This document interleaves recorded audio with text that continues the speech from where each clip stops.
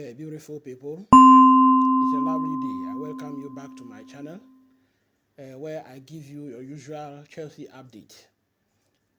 In today's news, I am going to present you with the most current update about Chelsea and also have a look at some of the things that went on during the Chelsea Wolves game on Sunday. So please stick around. Let's look at the things together.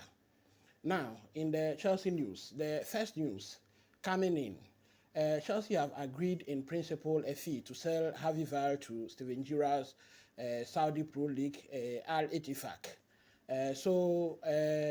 Harvey has been on the Chelsea books. He's an academy player, and he's in this squad that is training outside the coaches Enzo Maresca's side. Chelsea are doing everything possible to offload the guy on our wage bill. Now, in another news, TINO has also sealed a move to Serie A side Empoli with a whopping 50% sell-on clause. So Chelsea have offloaded this guy, and they have inserted a sell-on clause of 50% into his contract. So it means that if this guy goes out there and performs very well, and the Empoli side wants to sell him, then it means that 50% of that fee will be coming to Chelsea. So assuming that TINO is going to be sold for £50 million, it means that Chelsea will be raking in around £25 million. I think that is a very good business for the club. I will also want them to insert this kind of clauses in all the contracts of these players that we are letting go, all these youngsters that we are letting go. If Chelsea can insert this kind of contract, they should also try as much as possible to insert first refusal clause into some of these contracts, because some of these guys will be going out there and surely they will be performing very well. So if we have a first refusal clause into their contract, it means that when these clubs are going to sell them, when we go in, we wouldn't have problem bringing them back to Stamford Bridge. In another news, Kepa Arrizabalaga is set to join Bournemouth on loan for the season, while Lukaku also looks set to join Napoli permanently. Lukaku will be going out permanently, while Kepa Arrizabalaga will be going out on loan. Now, it is understood that Lukaku's permanent fee is going to be in the region of 30 million euros plus 15 million euros in add-ons. I think that if he goes out there, I believe that these add-ons are not going to be difficult ones. So if he goes out there and perform, then we'll also be raking in another 15 million fee for him. Now, the medical for Lukaku is set to be on Wednesday, which is tomorrow. Today is Tuesday, so it means tomorrow his medical is booked, and if everything goes on well, it means that we'll be offloading Lukaku from our books. Now, there is this term around Chelsea, we call them the bomb squad.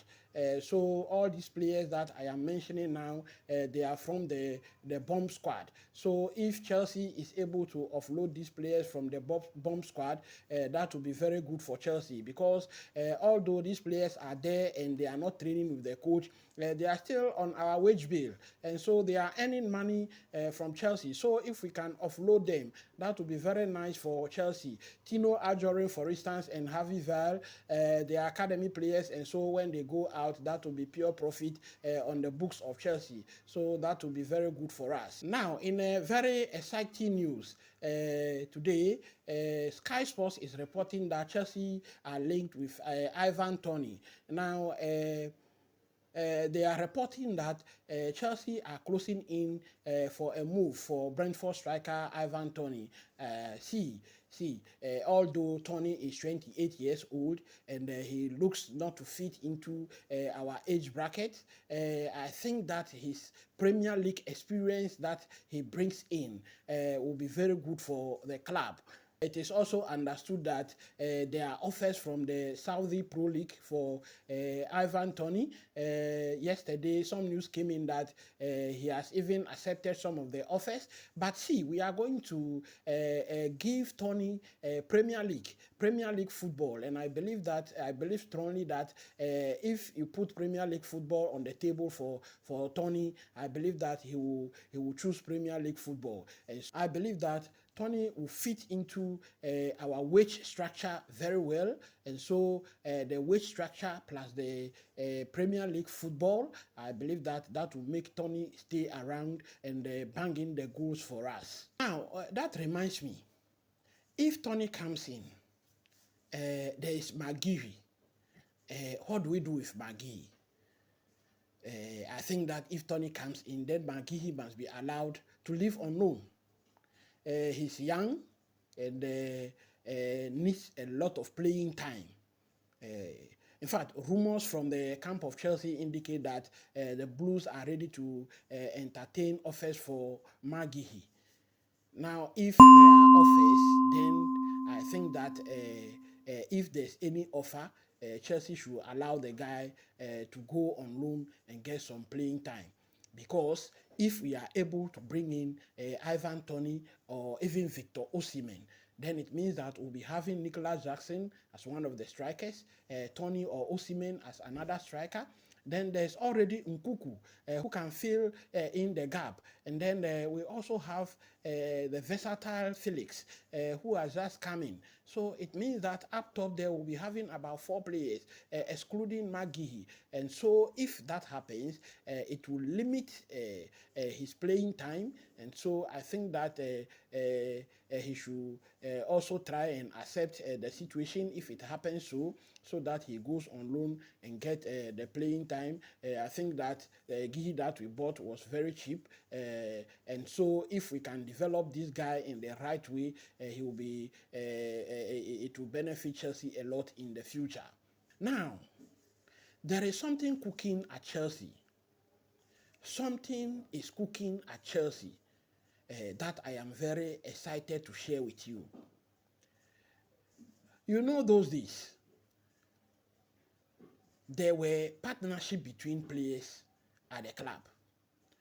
Players form links, they form partnerships, they were friendships.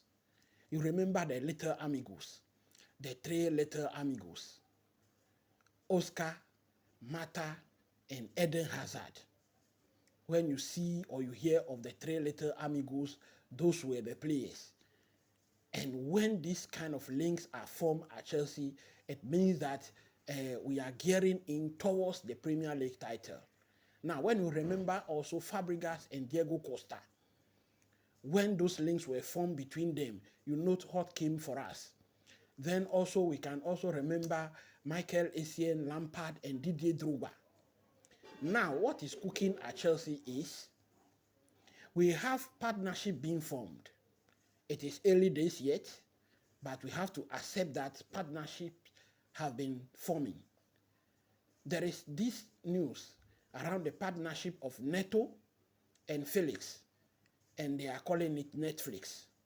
See, it doesn't matter what we call it, but if these partnerships will be formed very well, then it is going to help Chelsea to move forward. Then also there is this COLDFIRE. You know, the other day after the game, in this interview, Noni Madueke mentioned that Cole Palmer is cold and he is fire. And so if cold and fire comes in, it is going to blend very, very well. So if we are going to have a Netflix and a COLDFIRE partnerships, then it is going to benefit Chelsea a lot. So I believe that once these partnerships are beginning to form, it should come as a joy to we, the Chelsea fans. It is very good, and I believe that it is going to benefit us a lot. Now, if these partnerships are being formed at the front, then what about our midfield? We believe that we should try as much as possible to look at the correct pairing at the midfield. We have Caicedo, a very expensive player. We have Enzo Fernandez, very expensive player. Then we have Romeo Lavia. Now, for me, I don't think that we should be looking at the fee at which we buy these players. Let the players who can play together. If Romeo Lavia and Caicedo can play together very well, let them play, so that we forget about this fee around hanging around the necks of players. If Enzo Fernandez cannot perform at our midfield, let's bench him, and let's use Romeo Lavia and Caicedo together and see what will happen. We need these partnerships to form. Now, talking about that, when you look at the Chelsea defense, I believe that a lot of work has to be done on the defense over there. Now, I am going to show you some pictures from our game against Wolves. Now, look at the defense. This is the first goal that was scored against Chelsea. Look at what is happening there. Look at the lineup of our Chelsea defense. 3 defenders. Look at their positions. Now, look at where the Wolves players are. Now, when you look at the second goal also, you realize that the same thing tried to occur there. Now, before that, Wolves tried to score a goal, but then Colwell was there to block the ball. But look at what happened over there. The Wolves player has been isolated at the midfield there, the ball sent to him, and bang. If not because Colwell was there, I think that would have been a goal. Now, it is true that football is evolving. And when I checked this game very well, I looked at other games, Liverpool, I looked at Man City. One thing that you realize is that people are trying to toe the trend of Pep Guardiola. Now, if we are going to copy Pep Guardiola, and we are not going to add our own, we are not going to add anything to what he's doing, then Man City will be winning this league for the next 10 years. Because he has brought the system, and so he's the master of the system. Now, when you look at Wolves, the goals that we scored against them, you realize that the same thing that happened when they were coming to score their goal against us, the same thing happened when we were scoring our goals against them. Look at the defense over there. Look at the number of players that are there, and look at where the Chelsea players are. Look at where Cole Palmer is and where Noni Madueke is. You see that the Wolves defense is exposed on the wide. So Cole Palmer just gives the balls to Noni Madueke and he shoots. And on 3 occasions, the same thing happened. So what is happening? Now, if this is what is going to happen, it means that Chelsea will be scoring a lot of goals this season, and they will also be conceding a lot of goals. Now, the picture I showed you just after the first goal, you realize that our defensive midfield, Caicedo, where he's supposed to be, he wasn't there. In the game, during the first half, Malo Gusto was inverting into midfield. Malo Gusto was actually performing 2 duties on that in that game. Malo Gusto was in midfield, and he was also forced to always come back and defend because Fofana, I think, was not up to task on the day. And so Malo Gusto will have to go into midfield, invert into midfield, and when we are going to defend the ball, Malo Gusto will have to run back and assist, and that exposed Chelsea a lot. I believe that if Romeo Lavia was in that game, I think that it would have been a different story. I think that there is a missing piece over here, and so the coach will need to find the missing piece and fix it together. So that is that for the news today. Please hit the like button, hit the notification bell, share the link, and if you have not subscribed to the channel, please subscribe to the channel. In fact, tomorrow I will be coming in with the match preview against Servette, and so please stay tuned, hit the notification bell so that when this preview comes in, you'll be among the first to to see it. Thank you very much.